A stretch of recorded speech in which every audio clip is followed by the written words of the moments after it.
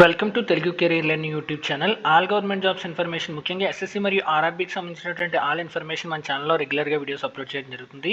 Interested candidates మన channel subscribe చేసుకోండి. ఈ రోజు వీడియో కనుక మనం చూసుకుంటే, అసలు RRB ALP computer based aptitude test జరిగిన తర్వాత ఈ ఎగ్జామ్ మీద అయితే చాలామంది క్యాండిడేట్స్కి చాలా డౌట్స్ అయితే వస్తున్నాయి.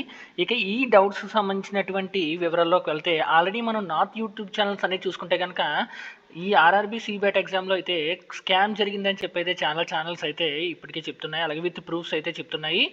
నా అనాలిసిస్ కూడా క్యాండిడేట్స్ కూడా మనని ఈ తెలుగులో ఇప్పటికొచ్చి ఏ ఛానల్లో కూడా ఆర్ఆర్బీ ఏఎల్పీ సిబ్యాట్ ఎగ్జామ్ జరిగినటువంటి అసలు వాస్తవం ఏంటి, అసలు ఎందుకు ఇది ఇష్యూ అవుతుంది, ఈ యొక్క కంప్యూటర్ బేస్డ్ యాప్టిట్యూడ్ టెస్ట్ అన్నది ఎందుకు మార్క్స్ ఏం తేడా జరిగింది ఈ ఎగ్జామ్లో అన్నది అయితే ఒకసారి మనం ఇది మిస్టేకా స్కామా, మన తమ్నైల్లో ఆల్రెడీ మిస్టేకా స్కామా అని పెట్టాను.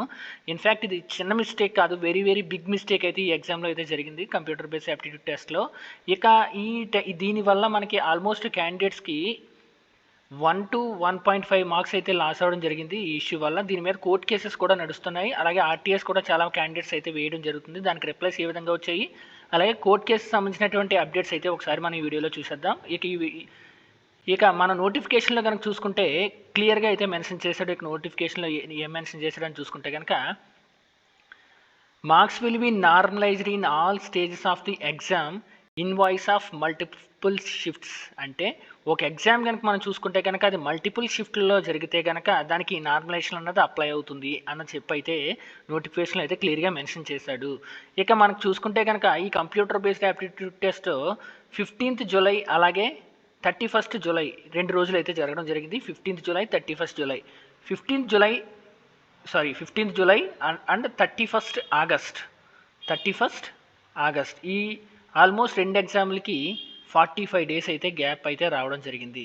ఎవరైతే 15th ఎగ్జామ్ రాస్తారో వాళ్ళకైతే సిబ్యాట్ ఎగ్జామ్ ప్రిపేర్ అవ్వడానికి అయితే ఎక్కువ టైం రావలేదు. జూలై 2nd రిజల్ట్ రావడం, అలాగే 15th అంటే 13 డేస్ లోపు అయితే వాళ్ళకి సిబ్యాట్ ఎగ్జామ్ అయితే పెట్టడం జరిగింది.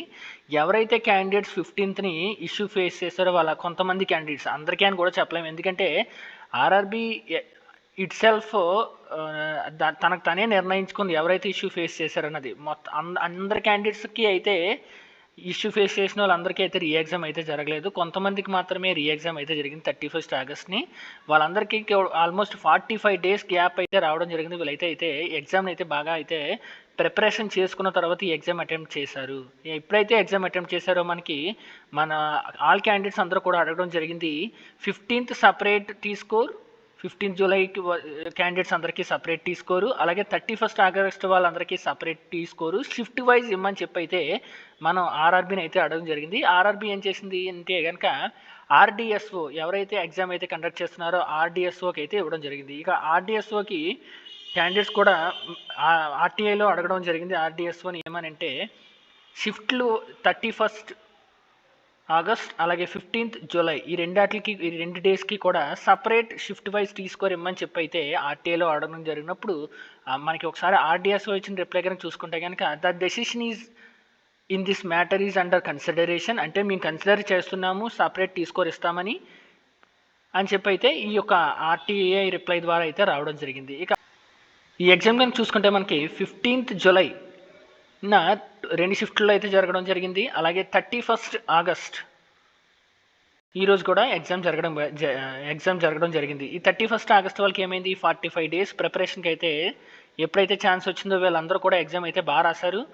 15th జూలై వరకు కేవలం ఓన్లీ 13 డేసే రావడం వల్ల వీళ్ళ ఎగ్జామ్ కూడా బాగానే రాశారు, బట్ యావరేజ్ మార్క్స్ అయితే వీళ్ళకి వస్తున్నాయి. వీళ్ళకి వచ్చేసరికి వెరీ గుడ్ స్కోర్ అయితే రావడం జరిగింది. ఎప్పుడైతే కంబైన్డ్ టీ స్కోర్ చేశారో టీ స్కోర్ మార్క్స్ ఇంక్రీజ్ అయ్యి కొద్ది కూడా టీ స్కోర్ అయితే యావరేజ్ మనకి పర్సన్కి వచ్చి టీ స్కోర్ తగ్గిపోతుంది. సో ఎప్పుడైతే 31st ఆగస్ట్ వాళ్ళకి ఓవరాల్ స్కోర్ మనకి ఇంక్రీజ్ అయిందో ఎంటైర్ ఈ యొక్క షిఫ్ట్ యొక్క టీ స్కోర్ అన్నది తగ్గుతుంది కూడా, బట్ ఇండివిజువల్గా కన్సిడర్ చేసినప్పుడు ఈ షిఫ్ట్ యొక్క యావరేజ్ తగ్గుతుంది. బట్ వీళ్ళని ఏం చేశాడు, 31st ఆగస్ట్ వాళ్ళని 15th జూలై వాళ్ళతో కలిపేసి సేమ్ టీ స్కోర్ ఇవ్వడం వల్ల ఇక్కడ లాస్ ఎవరికి జరిగిందంటే కనుక 15th జూలై క్యాండిడేట్స్ ఎవరైతే సిబ్యాట్ ఎగ్జామ్ రాశారో వాళ్ళందరికీ కూడా ఆల్మోస్ట్ 1 to 1.5 మార్క్స్ అయితే లాస్ జరిగింది.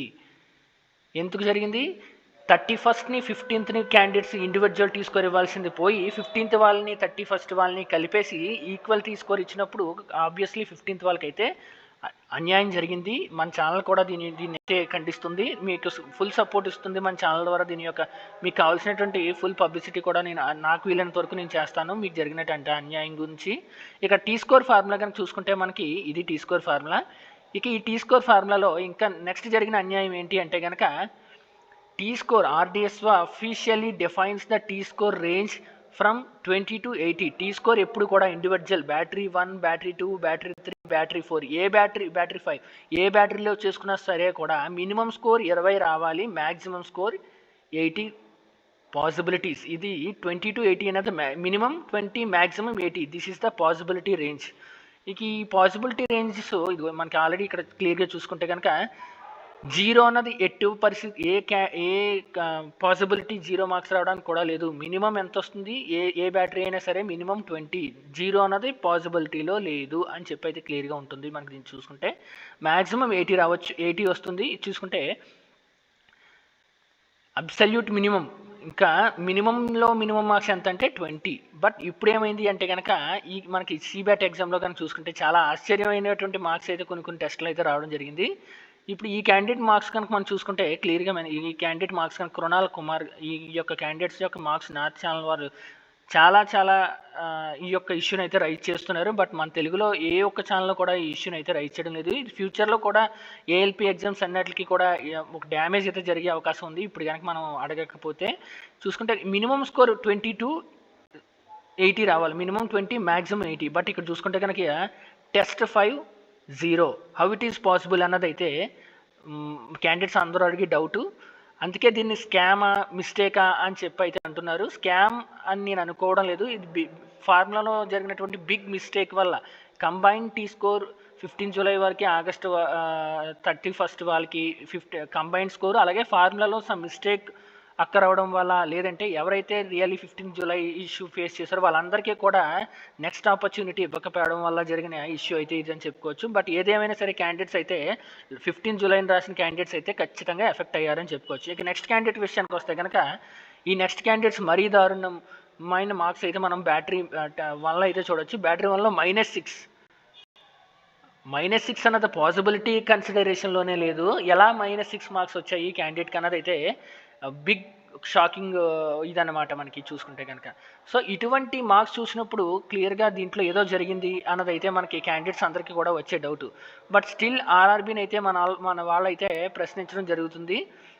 ఏ విధంగా ప్రశ్నిస్తున్నారంటే కనుక RTIలు అయితే వేస్తున్నారు. RTI ఏ విధంగా వేయాలి ఏంటి అనేది నేను నెక్స్ట్ వీడియోలో చెప్తాను. మీరు కూడా మీ తరపున మీరు ఏ విధంగా పోరాడగలరు అంటే కనుక వీలైతే కోర్ట్ కేసు ఏ విధంగా వేయాలి, ఎక్కడ వేయాలన్నది అయితే నెక్స్ట్ చెప్తాను. బట్ RTI ఈ లోపల మీరు RTI ఏ విధంగా వేయగలరు అన్నది అయితే నెక్స్ట్ వీడియోలో అయితే నేను RTI ఏ విధంగా మీరు ఫైల్ చేయాలి RRB బోర్డ్కి ఆర్ RDSOకి ఏ విధంగా RTI ఫైల్ చేయాలన్నది అయితే నేను నెక్స్ట్ వీడియో నేనైతే వీడియో చేసి పెడతాను. ఎవరైతే ఇంట్రెస్టెడ్ క్యాండిడేట్స్ RTI వేయాలనుకుంటున్నారో వారైతే మన ఛానల్ సబ్స్క్రైబ్ చేసి పెట్టుకోండి. నెక్స్ట్ వీడియోలో అయితే how to file the RTI అనేది అయితే మనకి నెక్స్ట్ వీడియో అయితే రావడం జరుగుతుంది. ఇక ఈ RTI యొక్క రిప్లై కనుక చూసుకుంటే మనకి టీ స్కోర్ ఇండివిజువల్గా క్యాలిక్యులేట్ చేశారా, ఓవరాల్గా క్యాలిక్యులేట్ చేశారా అనేది అయితే ఈ యొక్క RTIలో అయితే క్వశ్చన్ అడగడం జరిగింది.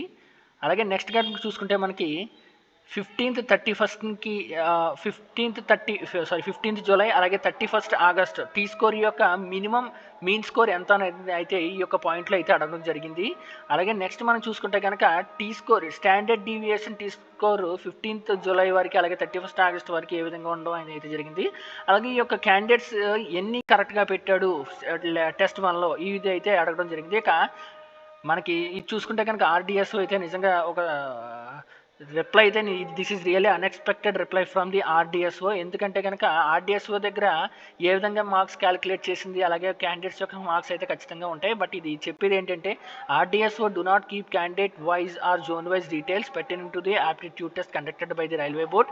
You are advised to approach the concerned railway board అని అయితే ఇక్కడ RDSO అయితే రిప్లై ఇచ్చింది. ఇది ఏమంటుందంటే రిప్లై RDSO దగ్గర మేమైతే ఏ క్యాండిడేట్స్ యొక్క మార్క్స్ ఉంచుకోము, సో మీరైతే మీ యొక్క కన్సర్న్ RRB బోర్డుని అయితే అప్రోచ్ అవ్వమని అయితే ఈ యొక్క RTI యొక్క సారాంశం ఇదైతే 8/10/2025 అయితే ఈ యొక్క RDSO అయితే రిప్లై ఇవ్వడం జరిగింది. సో అందుకే మనం అందరం కూడా చేయాల్సింది ఏంటంటే నెక్స్ట్ మీరు డైరెక్ట్ మీ యొక్క బోర్డుకి ఏ బోర్డుకి అయితే అప్లై చేస్తారో ఆ బోర్డుకి అయితే మీ RTIని అయితే రాయండి. ఏ విధంగా రాస్తారంటే కనుక ఇక్కడ చూసుకుంటే కనుక ఫార్ములా ఇది ఏమని ఇచ్చాడంటే 2018లో ఏదైతే టీ స్కోర్ క్యాలిక్యులేట్ చేసుకోవడానికి ఫార్ములా యూస్ చేసామో 2024లో కూడా అదే ఫార్ములా యూస్ చేసామని అయితే ఇక్కడ క్లియర్గా మెన్షన్ చేశారు. ఇక్కడ మెయిన్ బిగ్ మిస్టేక్ ఎప్పుడు జరిగింది అంటే కనుక 2018లో కూడా ఇలాగే 2 సార్లు సిబెట్ ఎగ్జామ్ అయితే జరగడం జరిగింది. అది కనుక ఒకసారి డేట్స్ చూసుకుంటే 11th మేని ఎగ్జామ్ జరగడం జరిగింది సిబెట్ ఎగ్జామ్ 2019లో. అలాగే ఎవరికైతే కొంతమంది క్యాండిడేట్స్కి ఎగ్జామ్ అయితే రాయలేకపోయారో వాళ్ళందరికీ కూడా 21st మళ్ళీ అగైన్ 10 days గ్యాప్లో అయితే ఎగ్జామ్ అయితే రీ ఎగ్జామ్ అయితే పెట్టడం జరిగింది. అప్పుడు చూసుకుంటే 10 days గ్యాప్ వచ్చినప్పటికీ క్యాండిడేట్స్ అందరూ కూడా సో ఎక్కువ మంది అయితే 21st ఎగ్జామ్లో కూడా ప్రాపర్గా అయితే వాళ్ళ అటెంప్ట్ అయితే ఇవ్వలేకపోయారు. సో అప్పుడు no problem with that same T score calculate చేసినా సరే ఆ 2 షిఫ్ట్లో సేమ్ టీ స్కోర్స్ క్యాలిక్యులేట్ చేసినా ప్రాబ్లం అయితే రాలేదు. బట్ ఇప్పుడు చూసుకుంటే 45 days గ్యాప్ వచ్చినప్పటికీ ఖచ్చితంగా RRB board individual T scores అంటే 15th వరకు separate T score 31st August వరకు సపరేట్ టీ స్కోర్ ఇవ్వాల్సి ఉంది. బట్ ఈ మిస్టేక్ చేయడం వల్ల అయితే క్యాండిడేట్స్ అందరూ లాస్ అయ్యారు. ఇక ఏ విధంగా మీరు ఆర్టీఏ ఏ విధంగా ఫైల్ చేయాలని అయితే నేను నెక్స్ట్ వీడియోలో చెప్తాను. ఇక దీనికి సొల్యూషన్ ఏంటి అన్నది మనం చూసుకుంటే కనుక నార్త్ వాళ్ళందరూ కూడా కేసు అయితే వేయడం జరుగుతుంది. ఈ కేసు వివరాలు ఒకసారి ఇక్కడ చూసుకుంటే కనుక కోర్టు కేసు సంబంధించినటువంటి ఇష్యూ ఏమైందో ఒకసారి అయితే నార్త్ कैंडिडेट माटले जैसा कि हमको कोर्ट में आके हमने यहाँ ट्राई किया और यहाँ के हमको पता चला है बहुत सारे वकीलों से डिस्कस करने के बाद कि अपना केस हाई कोर्ट से नहीं होगा, कैट से जाकर करना पड़ेगा. अगर हाई कोर्ट से करते हैं तो वापस यहाँ से कैट को भेजेंगे या फिर कैंसिल कर देंगे अपने केस को. इसलिए अब हम कैट में जाकर ट्राई करते हैं और वहाँ पर देखते हैं क्या होता है. हम यहाँ 3-4 लड़के आए हुए हैं और हमें कुछ कोचिंग्स के सर का भी सपोर्ट है और आपका भी सपोर्ट चाहिए. Thank you. చూసారు కదా ఈయన ఏమంటున్నాడంటే ఆల్రెడీ కేసు వేయడానికి అయితే హైకోర్టుకి అయితే వెళ్ళడం జరిగింది. హైకోర్టులో అయితే ఈ కేసు అయితే తీసుకోవడానికి అయితే వాళ్ళు యాక్సెప్టబుల్గా లేరు అని అయితే తెలుస్తుంది ఇతని మాటల్లో. వీళ్ళైతే క్యాట్కి వెళ్ళడానికి అయితే ట్రై చేస్తున్నారు. మీరు అందరూ కూడా కనుక మన దగ్గర క్లియర్ ఎవిడెన్స్ క్రిమినల్ ఎవిడెన్స్ ఉన్నప్పుడు ఇక్కడ చూసుకుంటే in case of railway exam scams the most appropriate courts approach are high court or సుప్రీంకోర్టుని అయితే మనం అయితే అప్రోచ్ అవ్వచ్చు ఆర్ స్కామ్ జరిగింది అని అయితే మనం ప్రూవ్ చేసినప్పుడు. బట్ వీళ్ళు ఏం చెప్తున్నారంటే relevant criminal court where charge sheet has been filed with the following police investigation. మన దగ్గర క్లియర్ కట్ ఎవిడెన్స్ ఉన్నప్పుడు అయితే మనం కోర్టు కేసు అయితే వెళ్ళచ్చు. ఇఫ్ క్లియర్ కట్ మన దగ్గర ఇది థియరిటికల్ మన దగ్గర ఉన్నదంతా థియరిటికల్ సాక్ష్యాలు తప్ప మనకి ప్రాపర్గా అయితే ఇది ఇలా జరిగింది అన్నది అయితే మనకి ఎక్కడా లేదు. కాబట్టి మనం సెంట్రల్ అడ్మినిస్ట్రేటివ్ ట్రిబ్యునల్ ఇదైతే ఢిల్లీలో అయితే ఉండడం జరిగింది. నార్త్ క్యాండిడేట్స్ అందరూ కూడా మ్యాక్సిమం మెంబర్స్ ఈ క్యాట్లో అయితే కోర్ట్ కేసు ఫైల్ చేయడానికి అయితే ట్రై చేస్తున్నారు. మీలో ఎవరైనా ఇంట్రెస్టెడ్ ఉంటే వాళ్ళ యొక్క గ్రూప్స్ ఉన్నాయి, వాట్సాప్ గ్రూపుల్లో జాయిన్ అయ్యి మీ యొక్క ఐడియాలజీని కూడా వాళ్ళతో షేర్ చేసుకుని మీరైతే క్యాట్లో కేసు ఫైల్ చేయడానికి అయితే ట్రై చేయండి. క్యాట్ అయితే కనుక మీ యొక్క ఇష్యూని అయితే సాల్వ్ చేసే అవకాశాలు ఉన్నాయి. So this is from my side. Me problem అయితే అర్థమైందని నేను అనుకుంటున్నాను ఈ వీడియో ద్వారా కూడా ఎవరైతే 15th July క్యాండిడేట్స్కి అయితే అన్యాయం జరిగిందో నేను అందరికీ కూడా సపోర్ట్ అయితే ఇస్తున్నాను. సో ఈ వీడియోని మరింత మందికి షేర్ చేయండి. అందరూ కూడా మీ పాసిబిలిటీ అయినంత వరకు నార్త్ వాళ్ళకి ఎవరైతే కోర్ట్ కేసు కోసం ట్రై చేస్తున్నారో వాళ్ళందరికీ కూడా మీ యొక్క ఐడియాలజీని షేర్ చేసి 15th ఎవరైతే నేనంతే 15th July వాళ్ళందరికీ కొన్ని అన్యాయం జరిగింది అని అన్నాను. ఎవరైతే 1.5 మార్క్స్లో అయితే పోయారో వాళ్ళందరికీ కూడా ఇదైతే ఇండివిజువల్ టీ స్కోర్ ఇస్తే కనుక మీకు అయితే అవకాశం ఉంటుంది. కాబట్టి వాళ్ళందరికీ కూడా మంచి జరగాలంటే కనుక ఈ వీడియోని మరి ఎక్కువ మందికి షేర్ చేయండి. మీరందరూ కూడా ఎవరైతే పోరాడుతున్నారో వాళ్ళందరికీ కూడా మీ యొక్క తగినంత వరకు హెల్ప్ చేయండి మీ ఐడియాలజీ వైజ్గా. This is today's video. ఈ వీడియో నచ్చినట్టయితే వీడియో లైక్ చేయండి. ఇటువంటి మరిన్ని వీడియోస్ కోసం మన ఛానల్ సబ్స్క్రైబ్ చేసుకోండి. ఈ RRB LP 2024 court case RTR replies మీద అయితే నేను మరిన్ని వీడియోస్ చేస్తాను వచ్చేటటువంటి ఆల్ అప్డేట్స్. Thank you.